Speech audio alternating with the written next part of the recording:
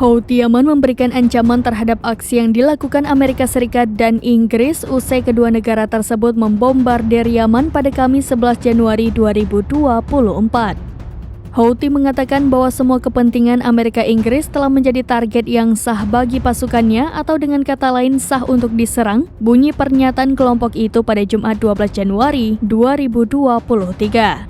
Dewan Politik tertinggi Houthi menyebut agresi Amerika Inggris itu berbahaya dan terang-terangan sifatnya ilegal dan tidak dapat dibenarkan. Kelompok Houthi bersumpah akan membalas Amerika Serikat dan Inggris. Mereka menyebut bahwa semua kepentingan Amerika Inggris telah menjadi sasaran yang sah dari Angkatan Bersenjata Yaman, mengutip Anadolu Agency.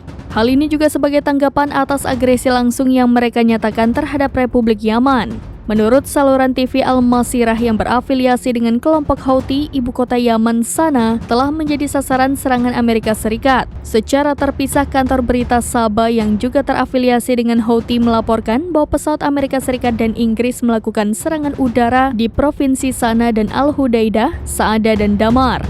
Serangan itu terjadi beberapa jam setelah pemimpin kelompok Houthi di Yaman, Abdul Malik Al-Houthi, memberikan peringatan terhadap siapapun yang memulai peperangan dengan Yaman. Abdul Malik Al-Houthi memperingatkan bahwa siapapun yang mengambil resiko menimbulkan tindakan militer terhadap Yaman akan membayar akibatnya, termasuk upaya agresi militer Amerika Serikat. Jika itu terjadi, maka pihaknya menyebut Houthi tidak akan membiarkannya. Diketahui kelompok Houthi Yaman mengumumkan pada hari Jumat bahwa pasukan Amerika Serikat dan Inggris melancarkan 73 serangan di Yaman, menewaskan 5 pejuangnya.